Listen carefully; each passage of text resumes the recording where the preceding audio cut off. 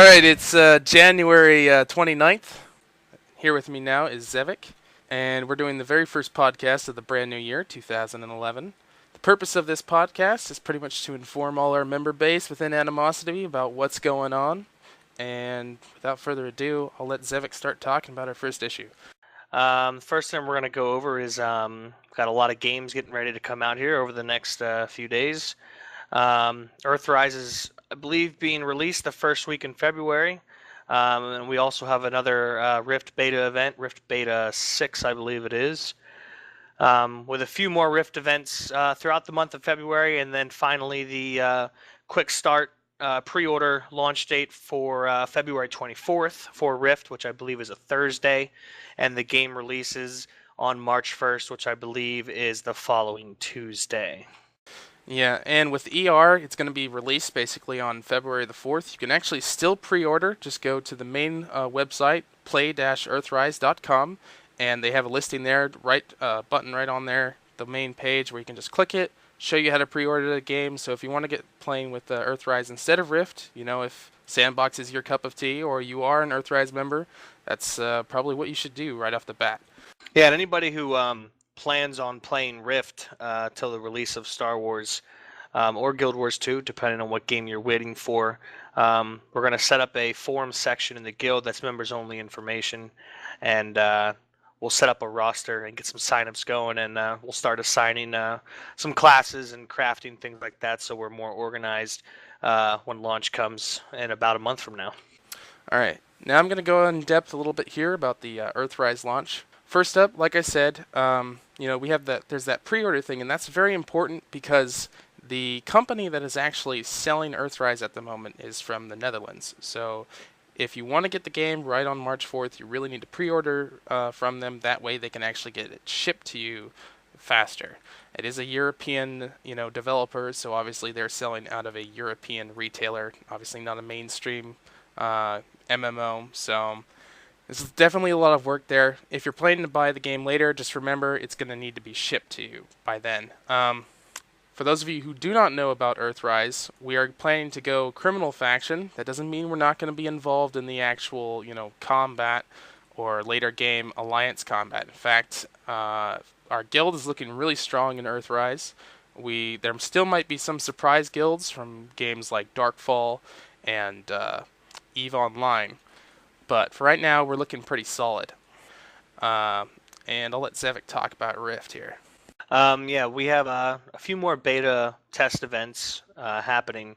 If you want to test the game to see if you like it, if it's your cup of tea, then on the forums there's a post. I forget who posted it, but there's basically a 25 uses key, and you can just copy and paste that into the Rift account, and you should be invited to the beta.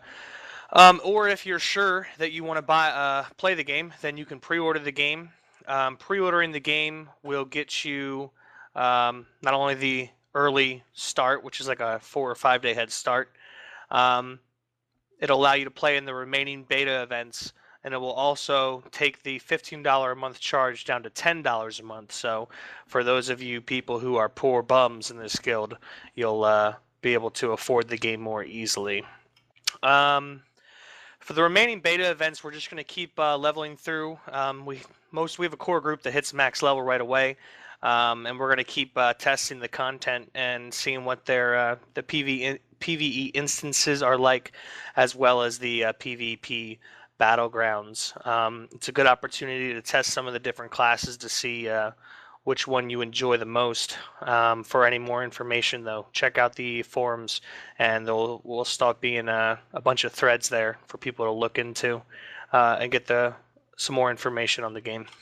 Yeah, and talking about other games, we obviously have the latest information from Star Wars The Old Republic that there will be a third healer advanced class spec. So that's obviously big news, big change in PvP. Yeah. The question is which advanced class is it? Because we know right now that the Sith Inquisitor, Sorcerer class, one of their advanced trees will be healing and crowd control, while the other will be DPS.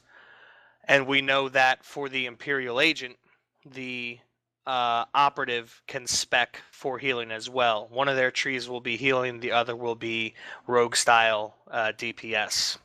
So the question is, that leaves the Sith Assassin, the Imperial Sniper, the 2 Bounty Hunter classes, and the 2 Sith Warrior classes as to what it is going to be. I've been looking at it a little bit, and I'm going to agree with you, Zevik. I think it's probably going to be the Sith Juggernaut, because they've probably been playing and testing through the game. There's probably not a lot of, people going with the Juggernaut, and they need something for those players who always like to play Paladins and so forth, and WoW. Yeah. I mean, it would definitely make sense for the Jedi Guardian to have some sort of healing abilities. If it's not the Jedi Knight or the Sith Warrior, my other guess would be that it's the Sith Assassin, because I have heard in interviews that the Sith Assassin can kind of do everything, and people were worried about it being overpowered. And I forget where I read this in an interview, and one of the devs had said that the Sith Assassin won't be able to heal himself.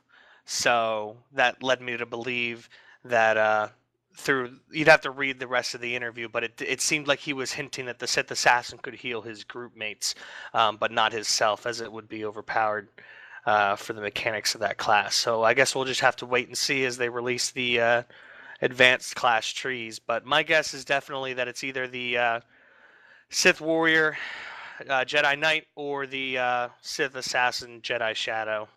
Yeah, and speaking of other classes, Guild Wars 2 just recently announced. Of course, we knew this was coming. There was a announcement on Guild Wars Guru 2 from one of the developers over at ArenaNet that there would be a new class detailed in January. And sure enough, here at the end of January, they've just released the Guardian class for Guild Wars 2, which is really looking almost like a classic cleric class. Obviously, in Guild Wars 2, there isn't a primary healer class. It's actually a unique game. There's not going to be... Every class will have a heal, and a heal that can also heal other players. But some classes will be support-based and have a few more heals than others.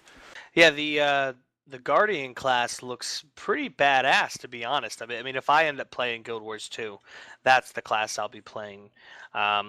His abilities were... not only were they flashy looking, the animations on them were really neat, but they were...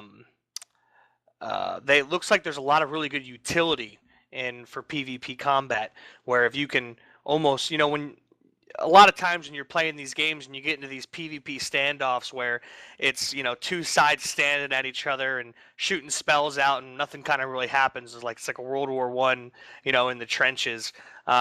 With that one Guardian shield ability, it looks like you might be able to just run up into the middle of the battlefield, pop that shield wall so all their spells reflect while the rest of the team flanks around the side or something like that. So it does look like a really neat class to play.